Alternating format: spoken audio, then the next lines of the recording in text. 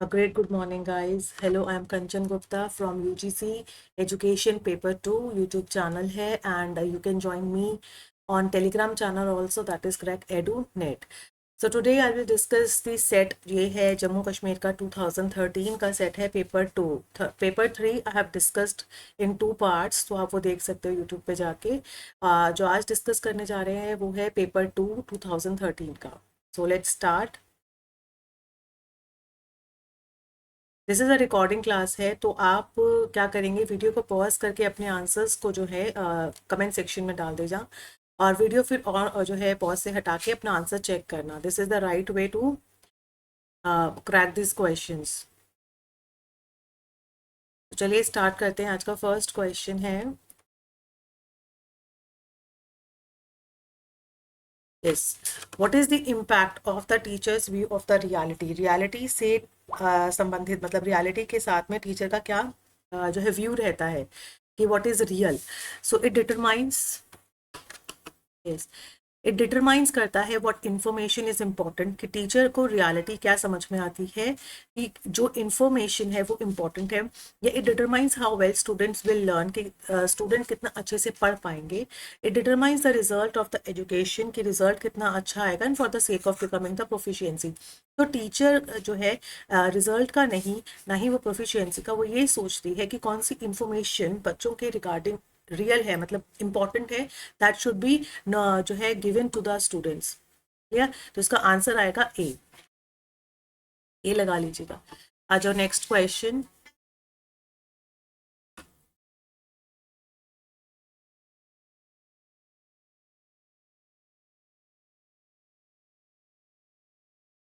Yes, next question है, which book was written by Plato. Plato ने कौन सी book लिखी है. क्वेश्चन बहुत बार रिपीट होता है.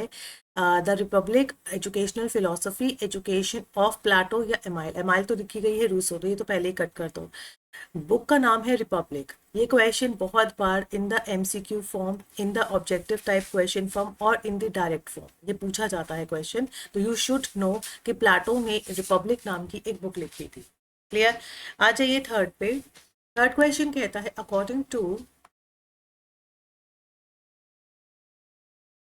टू होम, इनमें से कौन से जो है फिलोसोफर रहे हैं जिन्होंने ये कहा है कि to be and is to be perceived, कि ये कहना चाहते हैं जो आपने परसीव किया है वही रियल है, वही चीज है.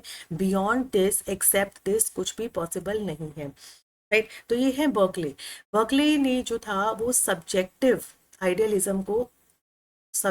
आइडियलिज्म को फोकस किया. उन्होंने कहा कि एक्सेप्ट दोज आइडियाज जो हम देख पा रहे हैं, मतलब beyond what we perceive, beyond that कुछ भी पॉसिबल नहीं है, बियॉन्ड दैट कुछ भी रियल नहीं है. कि जो मैटर, जो आइडियाज, जो स्पिरिट्स हम लोग देख रहे हैं, जो हम एक्सपीरियंस कर रहे हैं, जो हमने देखी है, बियॉन्ड दैट कुछ नहीं है. तो वॉट एवर वी परसीव्ड वही है टू बी. तो ये Berkeley is the correct answer है. राइट. आ जाओ नेक्स्ट पे. फोर्थ पे है, which philosophy believe in the duality. Duality मतलब कि पुरुष एंड प्रकृति, है ना. यहाँ पे लिखा भी हुआ है कि डुअलिटी ऑफ एग्जिस्टेंस, जिसमें हम प्रकृति और सोल की बात करें, सोल मतलब पुरुष की. ये किसने दिया है, ये नॉट अदर देन सांख्य. ये भी बहुत रिपीटेटिव क्वेश्चन है और बहुत ही कॉमन क्वेश्चन है कि एवरी लर्नर शुड नो कि ये सांख्या ने दिया है कि प्रकृति और पुरुष पे क्या डिफरेंस है, क्या कॉन्शियसनेस का डिफरेंस है. आ जाओ नेक्स्ट क्वेश्चन पे. Question number 5. According to Sartre, existentialist जो है finds that fact that God does not exist, कि एग्जिस्टेंशियलिस्ट जो है ये सोचते हैं कि गॉड विद्यमान नहीं है. देखिए, एग्जिस्टेंशियलिस्ट की जो फिलॉसफी है वो ये कहती है कि ह्यूमन बीइंग, जो इंडिविजुअल ह्यूमन बीइंग है, उसकी अपनी एक चॉइसेस हैं और वो खुद करता है. मतलब ये है कि प्री डिसाइडेड या प्री सपोज या प्री आइडियाज उसको नहीं मिले हैं. जो भी उसने अपनी चॉइस से या अपनी एक्सपीरियंस से उसने जो भी गेन किया है वही रियल है. बियॉन्ड दैट तो गॉड डज नॉट एग्जिस्ट, कोई भगवान विद्यमान नहीं है जिसने हमारे लिए कोई कहते ना कुछ चीज छोड़ के रखी है. नहीं, इंसान ने खुद बनाई है, इंसान ने खुद फेस किया है. ये एग्जिस्टेंशियलिस्ट कहते थे. उसको एक फ्रीडम ऑफ चॉइस मिला हुआ है ह्यूमन बींग्स को कि उसको अपनी चॉइसेस की चूज करने का फुल फ्रीडम है, कि उसको लाइफ में क्या करना है, किस तरह की नॉलेज लेनी है, तो ये सारी फ्रीडम उसको मिली हुई है। तो ये एक तरह का लिबरेटिंग यानी कि लिबरल जो है पॉइंट ऑफ व्यू है, कि जहाँ पर ह्यूमन बींग को पूरा लिबर्टी मिली हुई है। राइट, आ जाओ क्वेश्चन नंबर 6 पे। गांधी जी की जो फिलॉसफी थी ऑफ एजुकेशन से रिलेटेड, उनकी कौन सी किस तरह की फिलॉसफी थी? वो एक क्राफ्ट बेस्ड थी, प्रोजेक्ट बेस्ड थी, एक्सपीरियंस्ड बेस्ड थी? ये क्वेश्चन बहुत बार बच्चे गलत करते हैं। तो जो उनकी एजुकेशन थी वो क्राफ्ट बेस्ड थी, वो कोई प्रोजेक्ट नहीं देते थे, वो कोई एक्सपीरियंस देते थे, लेकिन उनका मेन फोकस होता था क्राफ्ट बेस्ड, कि हम जो है हमारे लर्नर को इस तरीके से तैयार करते हैं कि लाइफ में आगे जाके वो अपने लिए अर्निंग्स कर पाए, अपने लिए अर्निंग्स के साथ साथ वो जो है एक सेल्फ डिपेंडेंट हो पाए। तो वो चीज़ वो क्राफ्ट बेस्ड कहते हैं, चाहे वो किसी भी फील्ड में हो, इंटरेस्ट के अकॉर्डिंगली उस फील्ड में जाए। 7th पे आ जाओ। The perspective on explanation that focus on social context of explanation is, ये एक तरह का कह लो एजर्शन है या एक तरह का पॉइंट ऑफ व्यू है कि द पर्सपेक्टिव ऑन एक्सप्लेनेशन, कि जब हम एक्सप्लेनेशन का पर्सपेक्टिव देखते हैं जो फोकस करता है सोशल कॉन्टेक्स्ट पे, सोशल कॉन्टेक्स्ट पे, तो बेसिकली हम किस बारे में बात कर रहे हैं? हम एपिस्टेमिक की बात कर रहे हैं, प्रैग्मेटिक पॉइंट ऑफ व्यू की, या यूनिफिकेशन की, या कैजुअली हम लोग बोल रहे हैं? तो this answer is the pragmatic. Clear, इसका आंसर लगा लेना प्रैग्मेटिक। आ जाओ नेक्स्ट पे।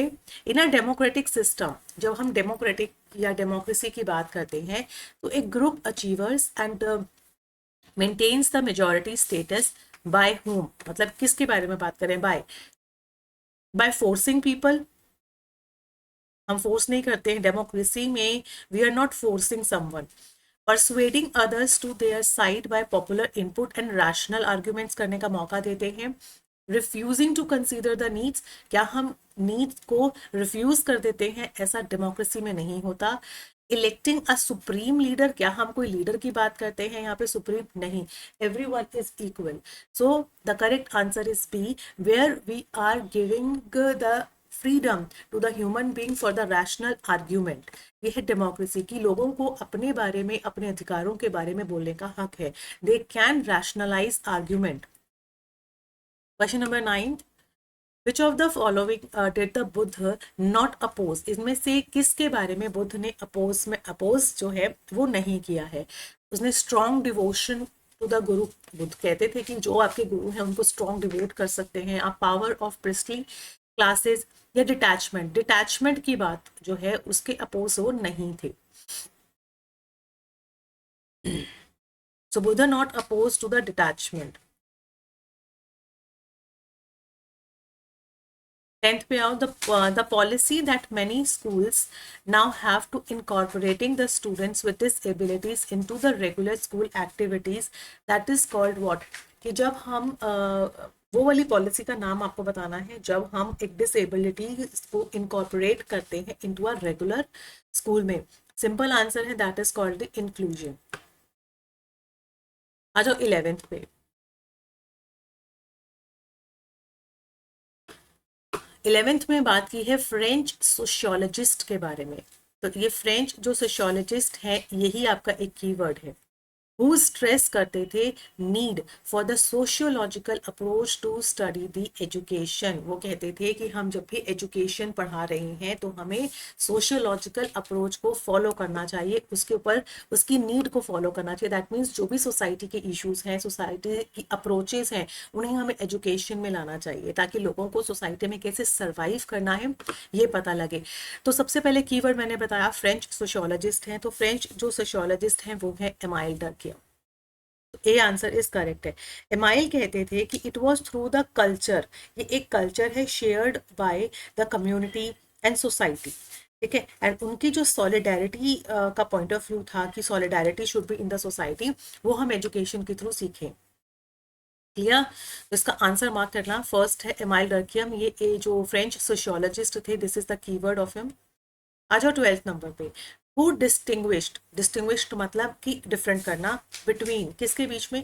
Growth of individual in accordance with the goal of specific society and natural growth of individual. That means उन्होंने ऐसे कौन से पर्सन हैं जिन्होंने सोसाइटी प्लस एक इंडिविजुअल, ठीक है, इंडिविजुअल की ग्रोथ, इन दोनों की जो ग्रोथ है उसकी को डिस्टिंग्विश करके आपको बताया कि एक सोसाइटी के अपने गोल्स हैं, एक इंडिविजुअल के खुद के अपने गोल्स हैं और उनकी अपनी अपनी ग्रोथ है, तो उसको किस तरह से डिस्टिंग्विश्ड किया गया, वो डिस्टिंग्विश किया था जॉन डीवी ने। चलिए इसका आंसर लिख लेना 12th का, जॉन डीवी। क्वेश्चन नंबर 13 पे आते हैं। Dash treat the society as a self regulating system of inter related. जब भी देखिए हमेशा याद रखना, एक तो फंक्शनलिज्म जो थ्योरी है, फंक्शनलिज्म जो है वो दी थी टैलकॉट पार्सन ने, ठीक है, ये तो रिलेट करके चलना। सेकेंडली फंक्शनलिज्म होता है कि इन अ सोसाइटी हर एक इंस्टीट्यूशन का अपना अपना फंक्शन है और वो उस फंक्शन को परफॉर्म करता है। जैसे हमारी बॉडी है, लंग्स का अलग फंक्शन है, हार्ट का अलग फंक्शन है। तो फंक्शनलिज्म यही कहता है कि in a society there are self regulating system, वो अपने अपने काम करते हैं but they are inter related. जैसे मैंने आपको कहा हार्ट का अलग काम है, लंग्स का अलग काम है, लेकिन वो इंडिविजुअली हमारी बॉडी में नहीं है, they are related with the veins, related to. ऐसी हमारी सोसाइटी है कि अलग अलग इंस्टीट्यूशन है लेकिन दे आर इंटर रिलेटेड है। जहाँ पे हम स्ट्रक्चर्ड सोसाइटी जो है वो एक तरह से रिलेशनशिप में बंधी हुई है, जहाँ पर हम रेगुलरिटीज चाहते हैं कि आपस में रेगुलरली वो लोग मतलब कनेक्शन में रहे। तो ये किस तरह का कॉन्सेप्ट है सोसाइटी के? क्या ये इंटरेक्शनिज्म का कॉन्सेप्ट है, ये पोस्ट मॉडर्निज्म की हम मॉडर्निज्म के बाद का जो सिस्टम है उसकी बात कर रहे हैं, या फंक्शनलिज्म है, या कॉन्फ्लिक्ट अप्रोच है? कॉन्फ्लिक्ट अप्रोच तो है ही नहीं यहाँ पे, ये बात कर रहा है फंक्शनलिज्म की, कि हर एक सोसाइटी में हर एक इंस्टीट्यूशन का अपना एक फंक्शन है प्लस वो इंटर रिलेटेड भी है, ये फंक्शनलिज्म है। और इसके साथ टैलकॉट पार्सन को आप ज्वाइन करना, मतलब टैलकॉट पार्सन को रिलेट करके चलना। क्लियर? आ जाओ 14 पे। Experience and Education 1938, this is written by, this is also a book, एक बुक है जहां पर एक्सपीरियंस, एक शॉर्ट बुक है जो कि लिखी गई थी जॉन डीवी द्वारा, ये लिखी थी जॉन डीवी ने, जो कि ये कहता है कंसाइज एंड पावरफुल एनालिसिस है, ये बहुत ही कंसाइज वे में लेकिन पावरफुल एनालिसिस किया गया था, किसका? एजुकेशन का, powerful analysis of the education. So ये बुक है जहां पर उन्होंने अपने experience related in a short way, in a short में, ठीक है। आ जाओ 15 पे। In a informal process of socialisation, जब हम इनफॉर्मल प्रोसेस करते हैं मतलब फैमिली मेंबर्स में जो सोशलाइजेशन होता है, सोशल स्किल्स एंड जो वैल्यूज होती हैं वो हम इंटरेक्शन से लर्न करते हैं, है ना, इंटरेक्शन से लर्न करते हैं। तो उस इनफॉर्मल में कौन लोग आते हैं? फैमिली मेंबर्स आते हैं, पियर्स आते हैं, सोशल ग्रुप्स। तो ये all of the above is the correct answer, all the above is correct answer, ठीक है। आ जाओ 16 पे। कल्चरल डेप्रिविएशन, तो first we need to understand the meaning of it कि हमें कल्चरल का डेप्रिविएशन क्या होता है। देखिए हमारी सोसाइटी में एक तो मैं एग्जांपल लूंगी पॉवर्टी का, गरीबी के कारण जो है लोग जो पढ़ना चाहते हैं या जिन स्किल्स को डेवलप करना चाहते हैं वो नहीं कर पाते हैं। तो उनको क्यों? पॉवर्टी है, अफोर्ड नहीं कर सकते हैं। तो कल्चरल डेप्रिविएशन एक तरह की थ्योरी है जहां पर पर्सन हैज इंफीरियर नॉर्म्स होते हैं, वैल्यूज होती हैं, स्किल्स होती हैं। मतलब अगर वो अपना घर छोड़ते हैं या अगर एट द एंड वो ये सोचे कि वो किस चीज के लिए कैपेबल है, तो वो जीरो मार्किंग होती है। मतलब उनको ये लगता है कि कहीं वो स्टैंड नहीं कर सकते। अगर मान लीजिए वो पर्सन अगर बाहर जॉब के लिए जाता है तो उनसे अगर पूछा जाए कि आपके अंदर स्किल्स क्या है तो वो नील बताएगा। क्यों? क्योंकि जो कल्चरल डेप्रिवेशन है, मतलब जो रिसोर्सेज थे, पॉवर्टी थी, उसने उसको उस स्किल्स को डेवलप नहीं होने दिया। तो यहाँ पे आपको बताना है कि क्या वो मटेरियल डिसएडवांटेज है, कल्चर का डिसएडवांटेज है, एटीट्यूड या वैल्यूज जो है ट्रांसमिटेड टू देम? नो। तभी तो ये बात हो जाती है कि एटीट्यूड और वैल्यूज तो ट्रांसमिट ही नहीं हो पाए ड्यू टू द रिसोर्स की कमी के कारण। यहाँ पर आएगा मटेरियल और कल्चर दोनों ही डिसएडवांटेज में चलता है, तो ये डी ऑप्शन इसका करेक्ट करना, ठीक है। First need to understand the meaning कि जो कल्चर डेप्रिवेशन हो जाता है, यानी कि आप अपने जो आपको सीखना चाहिए वो आप नहीं सीख पाते हो due to the lack of resources या लैक ऑफ सोर्सेज, आ जाओ क्वेश्चन नंबर 17 पे। जो इक्वालिटी है, इक्वालिटी ऑफ एजुकेशनल अपॉर्चुनिटी की डिमांड क्या करती है, क्या कहती है? ये क्वेश्चन इनडायरेक्टली डायरेक्टली काफी बारी क्वेश्चन रिपीट होता है और आता है इक्वालिटी और इक्विटी के ऊपर। तो इनके ऊपर कॉन्सेप्ट क्लियर रखना अपना, तभी आप ये क्वेश्चन क्रैक कर पाओगे कि जब हम अपॉर्चुनिटी की इक्वालिटी की बात कर रहे हैं, दैट मीन्स कि रेस, क्रीड या सेक्स के बेसिस पे जो है हमें एजुकेशन को बांटना नहीं है। It should be available to all in spite of कि वो किस कास्ट से है, किस क्रीड से है। तो ये इक्वालिटी कहता है। So all people be expose to the same curriculum. इसका मतलब है कि हर एक जो व्यक्ति है, पीपल है, उसका सेम करिकुलम होना चाहिए। प्रोवाइडिंग द सेम फैसिलिटीज, हाँ बिल्कुल, सारी जो स्कूल्स में सेम फैसिलिटीज अवेलेबल होनी चाहिए। Similar school through equal input, yes. तो यहाँ ऑल ऑफ द अबव इसका आंसर लगा लेना, क्योंकि जब एक से ज्यादा आपको सही लगता है तो all of the above correct करना। आ जाओ 18 पे। अनदर थिंग, एथनोसेंट्रिज्म और जो अनदर एक और वर्ड होता है एथनोसेंट्रिज्म, उसका दोनों ही इंपॉर्टेंट है और पूछे जाते हैं। तो दोनों की कॉन्सेप्ट, एक्यूकल्चरेशन एंड एथनोसेंट्रिज्म, दोनों ही इंपॉर्टेंट है और दोनों ही इनडायरेक्टली डायरेक्टली पूछे जाते हैं। जैसे यहाँ पे पूछा गया है कि all societies and groups assume करते हैं superiority of their own culture, कि कुछ हमारी सोसाइटी में ऐसे ग्रुप्स होते हैं जो अपने कल्चर को सुपीरियर मानते हैं, कि उनके कल्चर, बाकी कल्चर उनसे नीचे हैं। तो ये किस तरह का रिएक्शन है? ये एक एथनोसेंट्रिज्म का, आइडियल कल्चर या रियल कल्चर या सुपीरियर नहीं, ठीक है, ये नहीं है, ये एक एथनोसेंट्रिज्म का रिएक्शन है। तो इसका एक जो है आंसर आप मार्क करना, ठीक है। आ जाओ 19 पे। Which of the statement is ethnocentric. अब आपको ये बताना है कि इसमें से कौन सी ऐसी, जैसे हमने ऊपर पढ़ा सुप्रियोरिटी की, अब ये दोनों क्वेश्चंस जो है ना 18 और 19, दे आर इंटर रिलेटेड। अगर एक गलत हुआ तो दूसरा भी गलत हो जाएगा, इसलिए कॉन्सेप्ट क्लियर रखना है। ये पर्सन ऐसे लोग होते हैं सोसाइटी में जो अपने कल्चर को, अपनी कस्टम को, अपनी कास्ट को सुपीरियर मानते हैं, ठीक है। तो अब एथनोसेंट्रिज्म में यहाँ पे कुछ स्टेटमेंट दी हुई है, आपको बताना है कि कौन सी स्टेटमेंट जो है वो एथनोसेंट्रिज्म से रिलेट करती है। I prefer my religion to all other, मतलब मैं चाहता हूँ कि मेरा जो रिलीजन है वो सबका रिलीजन हो। I don't like rock music, बिल्कुल गलत। I don't like old movies, या यहाँ आप देख रहे हो, यहाँ वो अपने बारे में बात कर रहा है। पॉलिटिशियंस आर क्रूक्स होते हैं, they are giving their point of view. लेकिन यहाँ पे जो आंसर आएगा वो आएगा ए, कि हमारा रिलीजन जो है वो सारे रिलीजन जो है और लोग जो है वो अपनाए। आ जाओ 20 पे। Status is defined as rank with a set of privileges and duties and role. So can be defined as, ये किस तरह को डिफाइन करता है? तो acting out the set of duties and privileges performance पे बेस्ड होता है, बिहेवियर ऑफ द पर्सन पे होता है, या रैंकिंग इन ग्रुप की, आपकी ग्रुप में रैंक कितनी है वो आपका स्टेटस डिफाइन करता है? नहीं। क्वेश्चन 20 क्वेश्चन का जो है आंसर है वो है acting out the set of duties.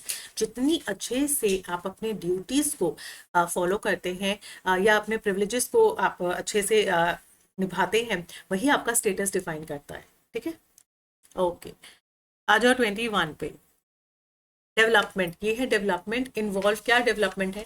Maturation के साथ बढ़ती है, लर्निंग के साथ बढ़ती है, या अपनी एबिलिटीज के साथ सिंथेसाइज रहती है? तो इसका all of the above answer है, बिल्कुल डेवलपमेंट मेच्योरेशन के साथ बढ़ती रहती है।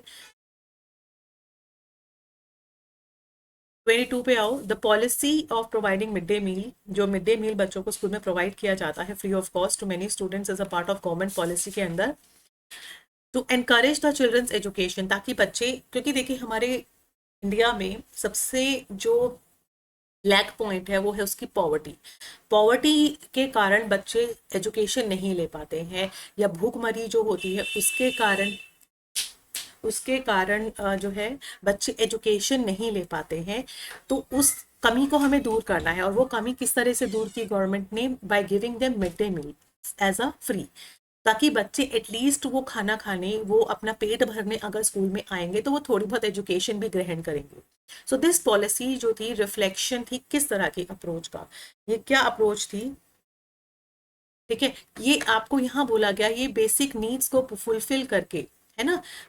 तो क्योंकि बेसिक नीड्स से फुलफिल नहीं होंगी तो वो आगे की स्किल्स को, या आगे की जो उनकी एडवांस नीड्स हैं उसको कैसे करेंगे? तो ये मास्लो जो थे उनकी नीड जो उन्होंने दिया है उस पर बेस्ड ये रिफ्लेक्शन था, ठीक है। आ जाओ 23 पे, the trades of Kallikak family of USA were started by, ये जो है एक फैमिली थी जिसको यूएसए में स्टडी किया गया था, और ये जो स्टडी की थी वो की थी गॉडर्ड ने। ठीक है, 24 पे आ जाओ, विच of the following is true, कौन सा इसमें से पॉइंट ट्रू है regarding both language and physical development, language से और फिजिकल डेवलपमेंट से रिगार्डिंग कौन सा इसमें पॉइंट जो है वो ट्रू है।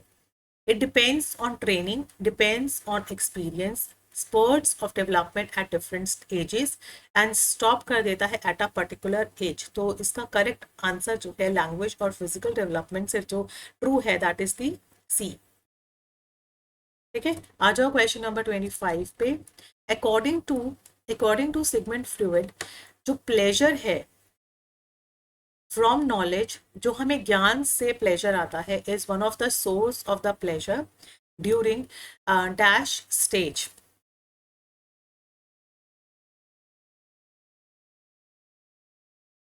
Stages of Sigmund Freud.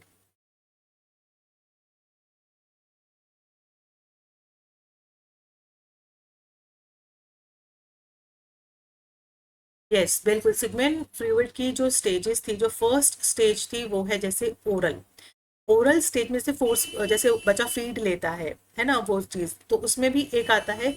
उसमें बच्चा जो है या तो वो ट्रस्ट गेन करता है अगर उसको टाइमली चीजें मिल जाती हैं, या वो एग्रेसिव हो जाता है अगर आप उसको टाइमली इस चीज को नहीं देते, जैसे ओवर फीड करा दिया आपने या अंडर फीड करा दिया, यानी कि नहीं कराया, तो इस तरीके से एग्रेशन या ट्रस्ट की फीलिंग इस तरह होती है। ओरल यानी कि जब फीडिंग के टाइम पे होती है, या थम सकिंग है, ये सब ओरल स्टेज पे होता है, जिससे उसको खुशी मिलती है, प्लेजर मिलता है छोटे बच्चे को, है ना। एनल स्टेज होती है, एक एनल स्टेज होती है जिसमें वो टॉयलेट ट्रेंड होना सीखता है बच्चा, है ना। इसमें भी हो जाता है, जैसे अगर बहुत टू हार्श हो गया है, यानी कि बहुत मुश्किल से वो सीख पा रहा है या कर पा रहा है, तो वो क्या करता है, ऑब्सेस हो जाता है, बहुत ही जिद्दी हो जाता है कि नहीं करना। कभी आपने देखा हो बच्चे को, तो वो एनल रिटेंटिव हो गया है, मतलब वो नहीं करना चाहता, वो नहीं करूंगा, इस तरह की फीलिंग हो जाती है। और अगर 2 lakhs हो गया है, 2 lakhs हो गया है, तो वो अनटाइडीनेस या जेनरोसिटी वाला इसमें कॉन्सेप्ट आ जाता है, जिसमें वो एनल क्या हो जाती है, एक्सपल्सिव हो जाता है, एनल एक्सपल्सिव। ठीक है, इस तरह से, जैसे इसमें मैंने बताया ट्रस्ट होगा तो वो ओरल पैसिव हो जाता है, ओरल पैसिव। ये टर्म्स पता होनी चाहिए, ये काफी डीप में है और ये आ जाती है। अगर वो ओवर फीड यानी कि एग्रेशन की स्टेज पे है, बच्चा गुस्सा खाता है, तो वो ओरल एग्रेसिवनेस है, ओरल अग्रेसिवनेस। ठीक है, तो यहाँ पे ओरल पैसिव, ओरल अग्रेसिवनेस।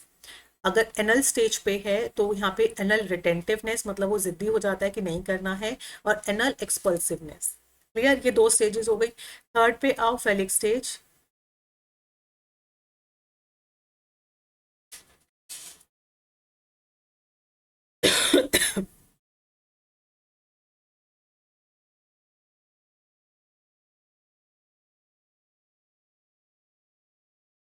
अभी जो 2 स्टेजेस होती हैं, this is your ego development, and जो रेस्ट ऑफ द स्टेज होती है, फेलिक है या लेटेंट जो स्टेज होती है, ठीक है, फोर्थ, या जो जेनिटल स्टेज होती है, ये जो स्टेज है ये आपकी सुपर ईगो से रिलेटेड है।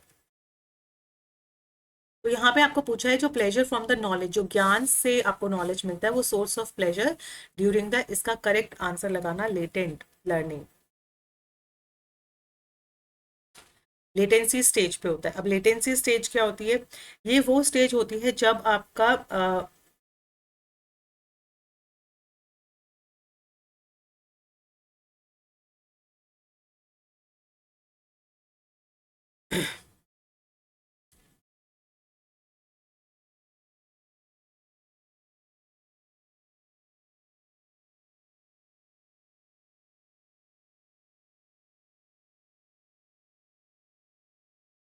ये जो स्टेज है लेटेंसी स्टेज, ये 6 से लेकर पबर्टी तक चलती है। ठीक है, पबर्टी तक चलती है, जिसमें जो सेक्सुअल इम्पल्सेस होते हैं, सेक्सुअल जो इम्पल्सेस होते हैं वो रिप्रेस्ड हो जाते हैं।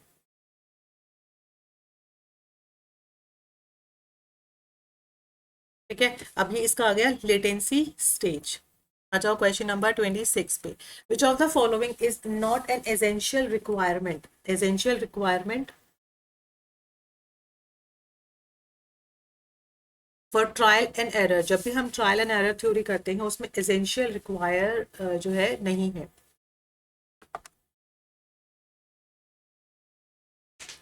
Chances to success, barrier, drive या selection of motivation, selective movements of the organism. तो success of chance trial and error में होते हैं, बैरियर्स भी आते हैं, ड्राइव भी होती है। तो जो नहीं एसेंशियल रिक्वायरमेंट है वो सेलेक्टिव मूवमेंट्स भी।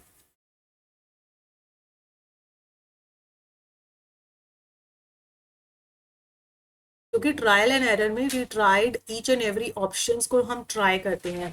हमें ऐसा नहीं कि सेलेक्टिव मूवमेंट्स ही हम कर पाते हैं, वो तो after trial of each options हम कुछ मूवमेंट को सेलेक्ट करते हैं, बट हम सेलेक्ट सारे करते हैं। एक मतलब सेलेक्ट मतलब कि हम ऑप्शन सारे ट्राई करते हैं। आ जाओ 27 पे कि इन हर्ल्स थ्योरी में जो लर्निंग होती है occurs when the SR connection is closely and timely associate हो जाता है। यहाँ ये बोला जा रहा है हर्ल्स की जो ड्राइव रिडक्शन थ्योरी है, मतलब किस तरीके से हम ड्राइव को रिड्यूस करें, है ना। तो लर्निंग तब होती है व्हेन एसआर कनेक्शन को, यानी कि जो स्टिमुलस और जो रीइंफोर्समेंट का जो कनेक्शन है वो हम लोग उसको क्लोजली और टाइम के साथ में एसोसिएट कर दें अच्छे से। तो यहाँ पर इसको क्या बोला जाता है? ये एक कॉग्निटिव फील्ड ऑफ लर्नर है, या ये एक डिमिन्यूशन ऑफ द नीड्स है, या री है, या ड्राइव है।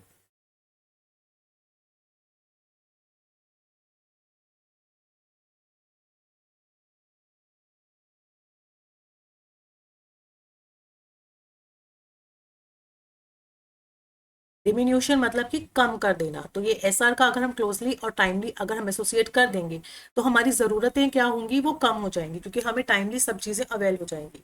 तो यहाँ पे बी ऑप्शन करेक्ट है। आ जाओ नेक्स्ट 28 पे। अकॉर्डिंग टू टॉलमैन, अभी टॉलमैन की थ्योरी है। टॉलमैन ने जो दिया था वो था कॉन्सेप्ट मैपिंग का, कि हमें जो है एक कॉन्सेप्ट की मैपिंग करनी चाहिए टू रीच द गोल। अगर हमें अपने गोल तक पहुंचना है तो हमें कॉन्सेप्ट की मैपिंग करनी है, प्लस हमें जो है ऑब्जेक्ट्स में, जैसे इन्होंने जो मेज दिया था, एक मेज का कॉन्सेप्ट दिया था जहां पर जो रैट है उसको 3 रास्तों से गुजारा जाता है।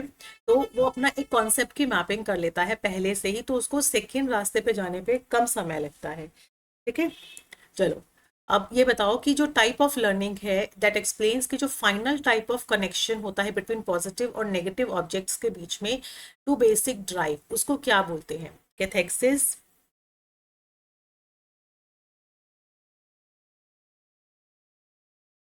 इसमें अब एक चीज सारी उसमें पॉइंट्स जो एक बार समझ लेते हैं। ये सारे ही जो ड्राइव्स हैं, ऑलमोस्ट 6 ड्राइव्स हैं जो कि टॉलमैन ने दिए थे। जैसे अगर हम फर्स्ट ड्राइव की बात करें, कैथेक्सिस है। इन्होंने कहा हम कैसे करें, हमने कहा learners have a ability to associate the specific object.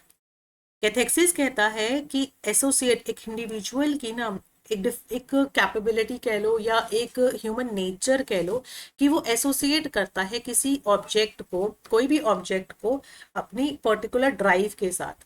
जैसे मान लो किसी को स्वीट्स पसंद है ना, तो जैसे ही वो स्वीट देखता है उसको ड्राइव, हंगर ड्राइव आती है। तो उस व्यक्ति ने क्या किया, किसी ऑब्जेक्ट से अपनी ड्राइव को रिलेट कर लिया। मान लीजिए कोई पर्सन है जो ट्रैवलिंग पे जाता है ना, तो उसको किसी ना किसी चीज़ की, उसको हंगर ड्राइव है या उसको स्लीपिंग ड्राइव है, तो यानी कि किसी ना किसी चीज़ के साथ उसने अपनी जो बेसिक ड्राइव्स है उसको एसोसिएट कर लिया। ये ह्यूमन नेचर है। सेकेंडली अगर हम बात करते हैं तो है फील्ड एक्सपेक्टेंसी।